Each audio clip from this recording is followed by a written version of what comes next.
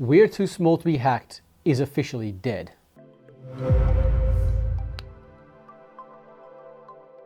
Something we hear often from businesses is, we're too small to be hacked. Well, that idea is dead. Completely dead. In the past, cybercriminals targeted large corporations because the effort required was high, and this meant that they would only go after high-value targets. However, that's changed.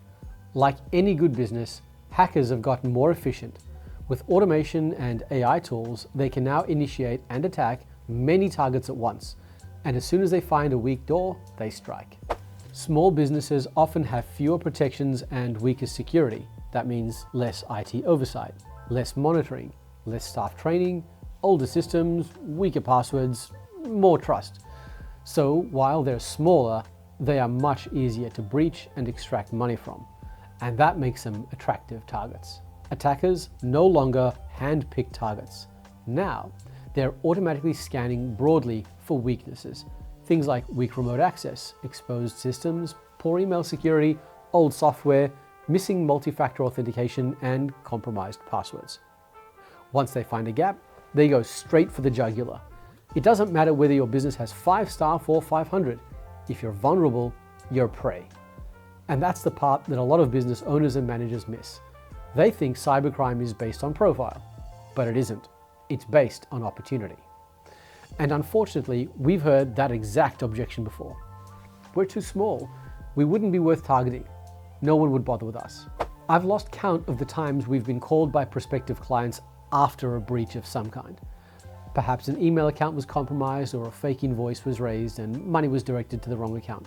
Critical files may have been encrypted, but sadly, at that point, it's always a hard conversation because when you're dealing with cybercrime after an incident, everything is more painful, more stressful, more disruptive, and of course, more expensive. Because now you're not talking about prevention, you're talking about damage control. And often, we just can't reverse the damage. That's exactly where businesses don't want to be. Small businesses are often easier to breach and easier to pressure because they can't absorb the downtime, the fraud, or disruption nearly as well as a larger company can. That's what makes the impact so serious. For a big company, an incident is a major issue, lost revenue and lost trust, but it's survivable. For a small business, however, it can be fatal. That's why the too small mindset is so dangerous. It creates false confidence, and false confidence leads to inaction. No multi-factor authentication, no monitored backups, no staff awareness, and no plan. Just hope. And hope is not a cybersecurity strategy. The businesses that tend to fare better are not always the biggest. They are the ones that take it seriously early. They put the basics in place and they harden their systems. They reduce risk and train their people. They monitor what matters and they assume they could be targeted. You do not need enterprise-level complexity to improve your security, but you do need to stop thinking you're invisible because you're not. Every business has email. Every business has money moving around. Every business has devices.